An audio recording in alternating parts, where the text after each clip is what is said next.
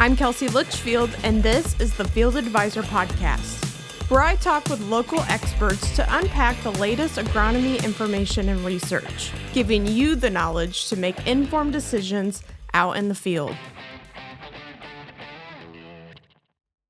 Welcome back, everyone, to the Field Advisor Podcast. Today's guest, Brandon Hall, who is the location operations manager of West Central FS in Watauga, Illinois, right in my backyard in West Central Illinois. He's also a certified crop advisor. I thought Brandon's been doing some crop reports for us this season, so let's talk to him on the podcast and see what's going on in his region. So Brandon, you covered the West Central FS region. I need to know, how much rain have you got in the past couple weeks? I know you're kind of in the sweet spot that's been getting some timely rains this season. Yeah, I would say exactly that, Kelsey. We have been we've turned the spigot on when we need to turn the spigot on. And I'll tell you, last week, fair week, anytime the Knox County Fair is in town, there's a guarantee if there's a drought, we're going to have a rain that week. So one of the events is going to get canceled or postponed. But the thing is that this time of year we worry about storms, and the crop being brittle, and that's the last thing we want is a big storm to come in, but we'll always take the rain. So crop looking really, really good, getting that, anywhere from half inch to, I think that last big rain that came through that big cell, anywhere from 1.5 to 3.5 inches in our territory. So a nice big rain. Had a farmer come in this morning. He was saying he feels like the soybeans just took off overnight with that rain, and we were potentially getting even a little dry in a couple spots. So, but yeah, we are so blessed to be in the garden spot of the state right now. So excited for potential for sure. I know just up to the north of you in the Moline area, they had flash floods, a lot of fields. I haven't driven up there recently, but I know it could be a lot worse. Some of these storms, they've just managed to dump a lot of rain, and I know that's happening in places south of us too. So it's nice to just get that 1.5 to 2 inches. Do you think you're in a good spot with rain? Could we still use more? Like, is this kind of what you would have ordered for weather right now, mid-July? Yeah, they talk about the $1 million range, and I would say we are in a great spot. I would not turn any rains away in the next few months. We'll take all we can get. There's no water standing after 2.5 inches, 3.5 inches. It all soaked in, soil profiles, got a lot of nice moisture. Pounded a few posts last week in our territory to promote, obviously, our brands. And it was a little harder than I expected. I thought for sure I'd go out and sometimes you go to pound those posts and they go too deep, and then pulling them in the fall is not much fun. But it was harder than I thought. So my hands are calloused after going out last week. But I think after that big rain, this last week we're in really good shape to kind of fill those pods, fill the grain and during pollination here in the corn as well. Mm-hmm. According to the drought monitor, this region's still abnormally dry. We'll be eager to see how that map fares out after getting that rain last week. Hopefully it helps a bit. So with the rain and the warm weather, I know something you've been keeping tabs on is crop disease. What's the situation right now? I know tar spot's been a big discussion in corn. Are you seeing it more and more? Talk about that. Yeah. So Kelsey, I'll kick the disease talk off with. Obviously, I don't want to see disease at all. As a crop advisor, my plan is to make sure that we keep the crop healthy and active, and make sure it goes through its natural processes without any stresses. That's how we maximize yield potential in our fields. So, I've been to 3 or 4 different talks over the last couple weeks here. From different providers, companies that supply fungicides, and talking about diseases, and tar spot it's a hot button right now, and everybody wants to talk about tar spot because of a few years ago we had a pretty big outbreak, and it was not on our radar. That was the reason that we we weren't ready for it, I guess.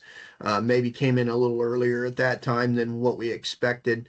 But they still didn't know a lot about it and how to prevent and how to, work through it. But one thing I want everyone to keep in mind is when we see tar spot, there's other there's other diseases that come with it. Obviously, tar spot seems to like that cooler, wetter, long extended periods of leaf wetness.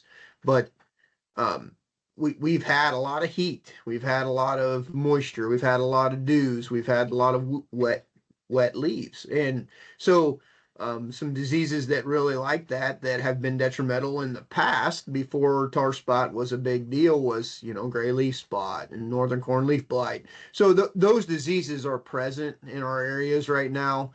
um, I went to a talk the other day, and there's guys obviously with markets being not good, and I don't want to, that's the elephant in the room every talk that you go to. But we talk about these being tough times as far as margins and things. Um, we got to make sure we got to stay diligent and make sure that we continue to protect that crop. I haven't seen a huge outbreak in any of my fields that I'm scouting of these diseases. There are some out there.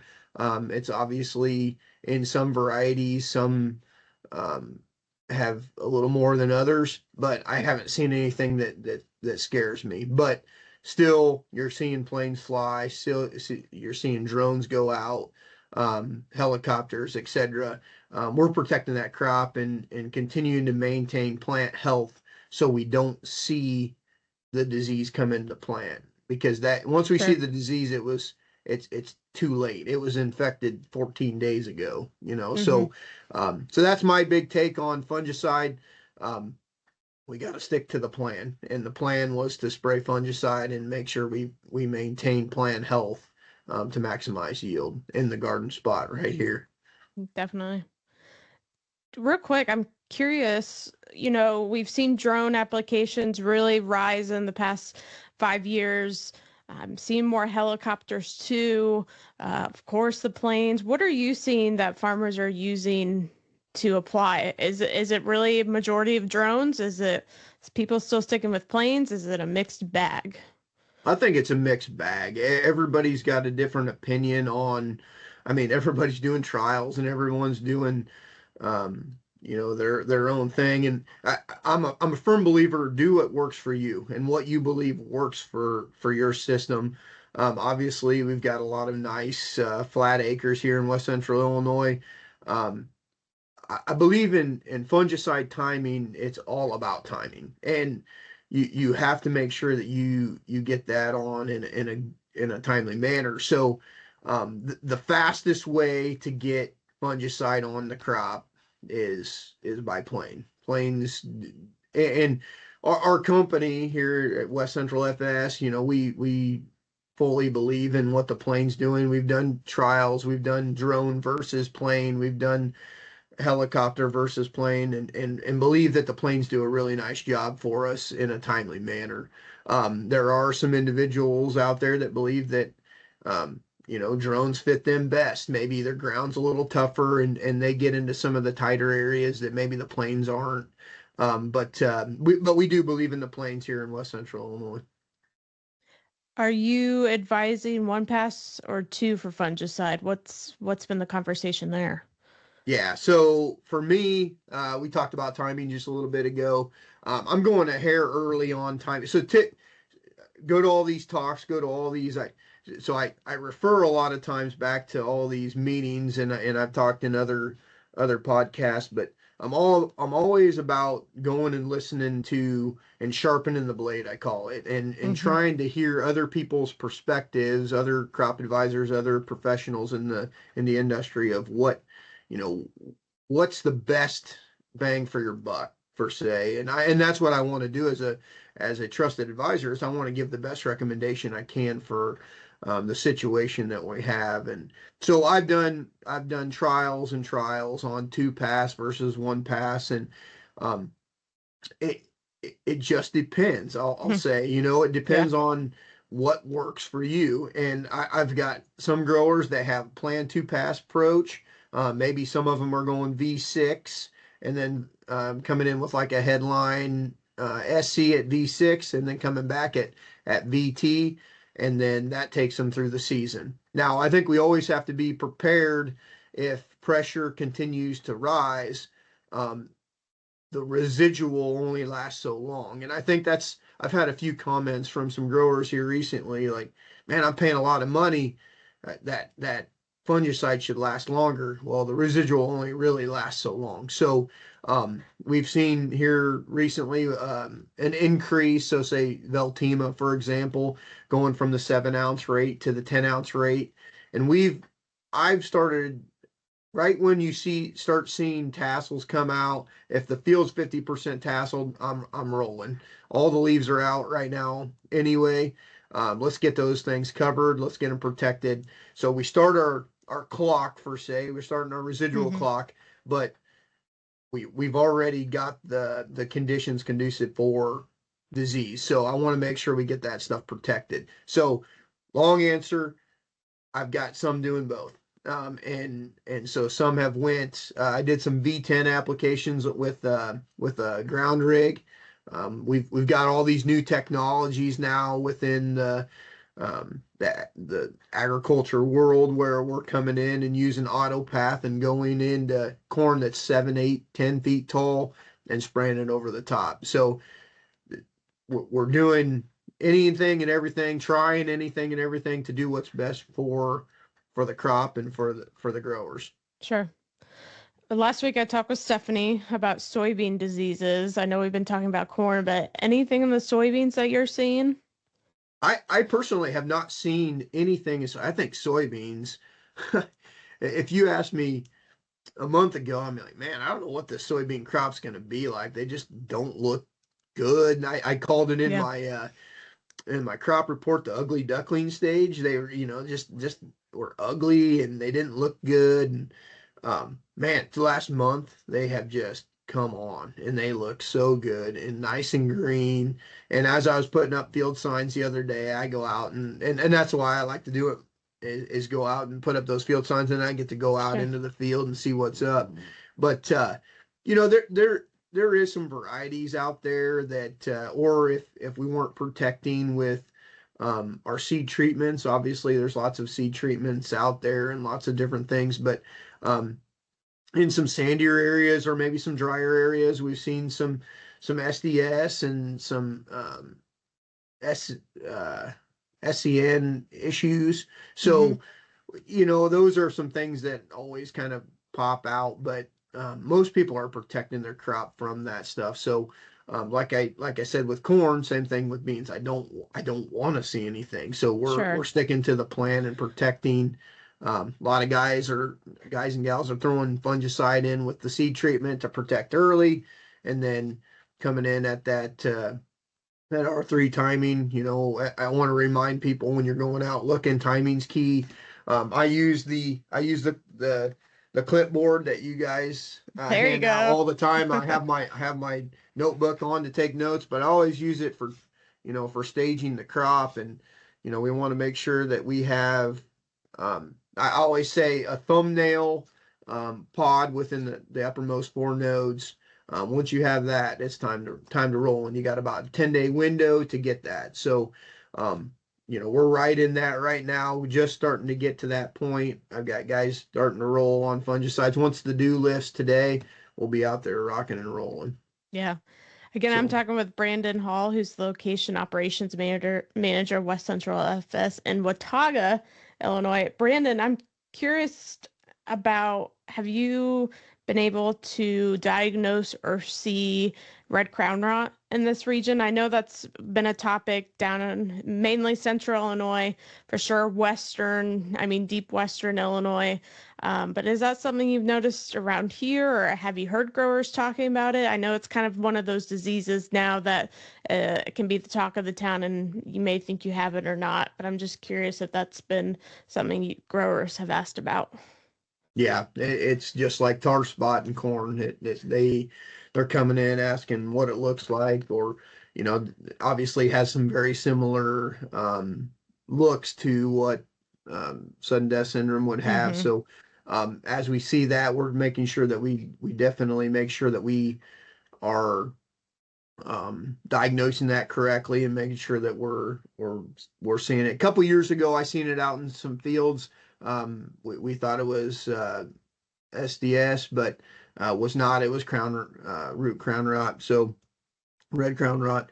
But I have not seen any this year in the fields. Hopefully, do not see it. That's the goal.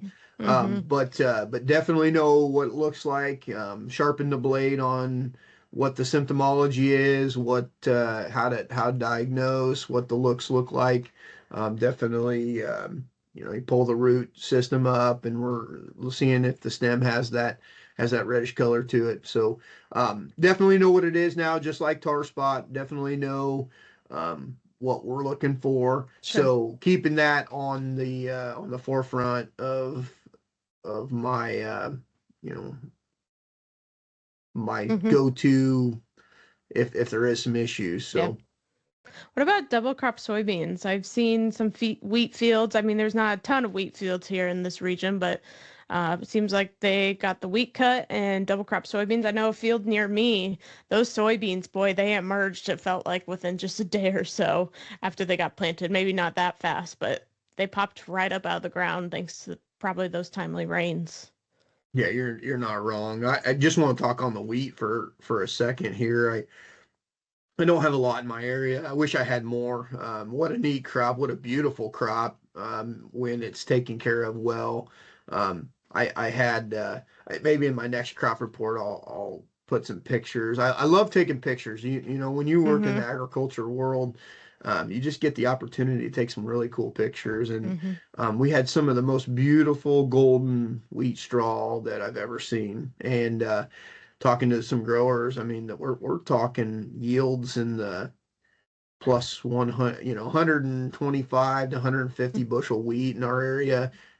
But that was when it was sprayed with fungicide. And that, as a crop advisor in this area, I don't get to work with wheat a whole lot. So, it's kind of an afterthought sometimes. The guy's got 10 acres of wheat just for straw and ends up being a crop that does pretty well for him. And then you get a chance to go put some double crop soybeans in there. It's, there's really nice potential for some Mm-hmm. return. So I would say that just like you said, see that we were able to put some soybeans in behind the wheat, a really good wheat crop, and then put in some soybeans.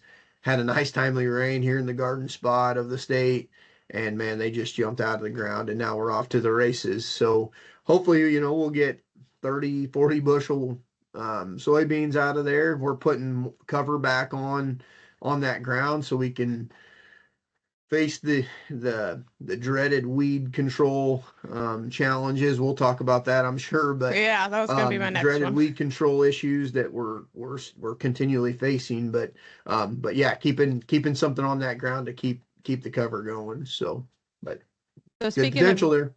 Yeah, speaking of weeds, still a problem. Obviously, weeds are always a problem. Yep. But we are looking at mid-July. I'm still seeing some soybean fields that have some weeds popping up. So, I mean, what's your recommendation if someone's still having weed problems? I mean, there's only so much you can do up to a certain point. Yeah, we've had a lot of talks. I just had a grower in my office a few minutes ago, and we were talking about. He said the fields that he went and he sprayed early. Now, of course, we had an early planting this year of soybeans. That's what we keep hearing is that the potential for early planted soybeans is there. So let's get after it. So when you do that, you bump up your plan of spraying. So you got to make sure that there's some residual and you're protecting that. The guys that sprayed early, we looked pretty good. They stuck to the plan. They just moved things ahead a little bit. The guys that waited for emergence of weeds, they got behind the eight ball pretty bad. So, we're looking at fall application of some residuals so we're specifically talking about water hemp here. I mean, that's Mm-hmm. been our big issue is um, keeping water hemp down. That's been I see some other ones that other weeds out there, whether it's giant ragweed or others, but water hemp seems to be the focal point right now. So, um, we've gotten to the point in our spray window here where we're off label. You have to continue to maintain label requirements because if you go out there right now, the last thing that we have on label would be Liberty on our like say our E3 or Mm-hmm. even our Extend Flex soybeans is Liberty. That's our last option. So we'd go out and a lot of times it's just bordering fields um, to get the water hemp around the outside, but you got to make sure that it's a hard stop at that R1 stage. Right. We are not supposed to be spraying soybeans after that. So yes, it's not a fun conversation when you tell a guy that it has to you have to just leave it, um but then we have to have the conversation of how are we going to fix it for the next year. And a lot of stuff is rotational, so the nice thing is that we bring in a new spectrum of weed control options, but there's no new tools in the toolbox, so we have to get creative. And I know, Kelsey, obviously you know that I'm an advocate of cover cropping, and I Mm-hmm. think one of the reasons I am is this next level weed control that we potentially could have with cover crops. Um, Obviously, cover crops aren't for everybody and they don't fit every acre, but if there's an issue with weed control, this might be a year to look at some cover crops in those areas. I don't know. Obviously, we've talked about tight margins and we've talked about return and all of Yeah. that, but we definitely need to be looking at a cheap cover to be able to control or suppress those weeds. What do you tell farmers, Brandon, that say, "Oh, I did try cover crops 10 years ago. Didn't work for me. Didn't see any benefit of it, or I just don't have time in the fall to worry about them. I want to get, harvest can be such a tight window anyways." And seeing the benefits of cover crops and weed control, I mean, let alone, the soil health side of it as well. But how do you encourage those farmers maybe just to start small or how to see the benefit of it before even putting anything in the ground? Well, for me as the advisor, you have to. So 10 years ago, I would say I'm on the same boat that the typical farmer or the stereotypical farmer that doesn't want to do cover crops or doesn't want to adapt into that system. I didn't know a lot about them. You got to educate yourself, and so now for me, with some experiences through other systems, other farmers, other opportunities, I can speak about several different types of scenarios that may fit that guy now. On top of, I'm a soils guy by trade, so anytime I get the opportunity to talk about the soil health side and the other benefits that are happening. But I think the unlock here is that there's a problem and we have to have a solution to a problem. And so, which problem is worse at this point? Is it weed control or is it, oh, a couple years ago I didn't have success with my or I don't have the time to seed cover crops, or I don't have this, I don't have that. I just want to speak on a little bit on the cover crop um, seeding. I've had a ton of success. I've been to several meetings the Illinois Soybean Mm, Association puts out, and Abigail and I have talked many times, and a lot of the what I'll call the diehard cover croppers, they do. they go in and they drill their cover crops in, and it's part of their system.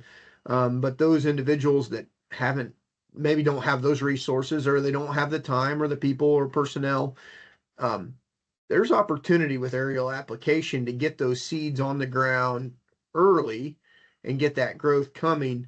Once the seed's on, we get some rain. We're going to get a rain between, I guess my cover cropping time is we can start seeding August 15th, and by the time you harvest, I mean, you're going to have a nice little carpet if you get a rain or two. So I've had some really, really good successes. I've even had guys that said, no way I'm putting it on that early. I'm going to go September 15th. Well, by that time, you've narrowed your window of growing degree days. You've narrowed your window of moisture. I wish I would have done it, August 31st. Well, those are those learning curve things that we can talk on and say, hey, even if you're trimming some grass at Mm-hmm. as you're harvesting, you still have the opportunity. And if you're doing that, then now you're really suppressing weeds and you're building soil organic matter and your soil health, um, and have a ton of potential, before winter hits. It's definitely when you think of cover crops, people think, oh, it's just one way, not a lot of options to deviate from this one plan. But just like corn, soybeans, I mean, there's different ways of going about it and strategy. Um, I mean, and the conversations I've had told people, I'm like, it's not like you have to do it on a whole field either. I mean, give it a Yep. shot in a small spot, and you don't have to go all in the first year. But it's definitely seeing the adaptation. I know there's a lot of hesitancy that they see yield drag afterwards, but kind of looking at the whole picture too, from you said the weeds to soil health. I also have to mention Brandon's Twitter X handle is IL Soil Nerd. I thought about that when you were saying soil health background. So there's a lot of different ways to look at cover crops, and right now people are looking at ordering their seed. So that's something that you encourage growers to be looking at now, here in mid-July, correct? Absolutely. The sooner you order, the better opportunity you have, whether that's pricing or availability. I believe as we continue to grow cover cropping across the Midwest or even the state, supply becomes tight too. So, I would definitely be booking your cover crop. Start looking at having those conversations with your advisor, of what options are out there. It's a systems approach. Make sure that you are, talking about the plan and the whole picture versus Mm-hmm. I'm just going to throw something out there and see if it sticks. Well, have a plan and treat that cover crop as you would your corn or soybeans you're going to plant um, in the spring. This is the start of next year's crop. So, um, kind of have that different mindset. And I think that's the key. Is it's all about mindset here. It's make it work for you, not work against you. Mm-hmm. It's a good way to put it. Okay, Brandon, as we wind down here, what's on your radar that farmers should be thinking about? I mean, like I said, we're in mid-July, looking towards August. Before you know it, harvest will be right on the horizon. What are you advising right now into the next couple months? Yeah, I think, as I go into the end, or I can't believe I'm even saying the end of summer, but we're getting close to it. Thinking about commodities, thinking about your fertilizers. Um, the first thing, double check your soil test. Make sure that they're up to date. Be prepared to get those soil tests. If they're not soil tested, in the spring, make sure you get that soil test done so you know where you're at. I believe that's going to be the best money spent this year. Obviously, make sure your pH and your lime is square, because if it's not, then, um, a lot of the other stuff doesn't come into play. Um, I believe commodity prices are still going to be tough, and we need to be as open to building nutrient management plans as we've ever have. And so you gotta we have to look at a good look at our soil test, see where we're at. But ultimately, we got a really good crop out here, and I think we have to continue to protect it. We need to continue to scout. We need to continue to finish that crop out. So we have bushels to put in the bin. Bushels are going to pay the bills, and so don't give up on this crop. I hear, I've been out there. They just look good. I think potential. I think there's only one way to go here on this crop, and that is down. I think we're at full potential still in our area. Unfortunately, I've read the crop reports from the other parts of the state may not be as fortunate, but in my area, don't forget about the crop. Make sure you maintain the crop that you have out there. Let's get it to the bin, and then start taking a look at soil tests are my two focuses right now. I know with talking with CCAs and agronomists, they don't like to answer this question, but I'm going to ask it anyways. Do you think you see record yields in your region this year? I would say the crop looks really, really good, and I hope there is. I hope there's still a lot buster. left to happen. Yeah. I mean, we still got August, but I'm just curious. Before we got on the call, Kelsey, and we were talking about the storm coming in and last week, and just scares me to death every time I see a big storm come in, because what comes with storms, it's hail and wind, and that can wreck a crop pretty easy. So that's the stuff that I watch, but I have no control of. So, right. That's always on my radar, no pun intended, but that's always on my radar is, what's the weather doing out there? And, just praying that, man, we just don't get that wind that we don't need, because I want these growers to have a bend buster. It's, we've had everything fall in place this year. So we started planting early. We may have had an ugly type of crop, and just touching on that a little bit, I think that all come from emergence. I don't think we hurt potential. Because we were so early, we had time. There was a lot of stuff happening below ground that wasn't happening above ground because of the temperatures in the soil. But once that crop took off, I think we had one heck of a root system that built the crop that we're seeing today above ground. So I think there was some earlier like, man, this crop isn't going to be any good because it just doesn't look good. Well, I look at crops upside down. I look at what's in the soil versus what's above ground, because I believe that's what's going to build it. So yeah. I just want to throw this out there. I'm not jinxing anyone in West Central Illinois. I just got to say, looking at the season from April to now, quite a crop out there. And you're right, those soybeans really started to just look bigger and bigger, and they're looking good. But we'll see what August brings. Brandon, thank you so much for joining us on the podcast today. You bet. Thanks for having me. Thanks for listening to the Field Advisor Podcast. Unbiased, independent agronomy information to keep your farm moving forward. I'm Kelsey Litchfield, your voice from the field. This podcast is funded by the Illinois Soybean Association Checkoff Program. Stay connected with Field Advisor on social media. Follow, like, and share to keep the conversation going. And don't forget to subscribe to the Field Advisor Podcast on your favorite podcast platform.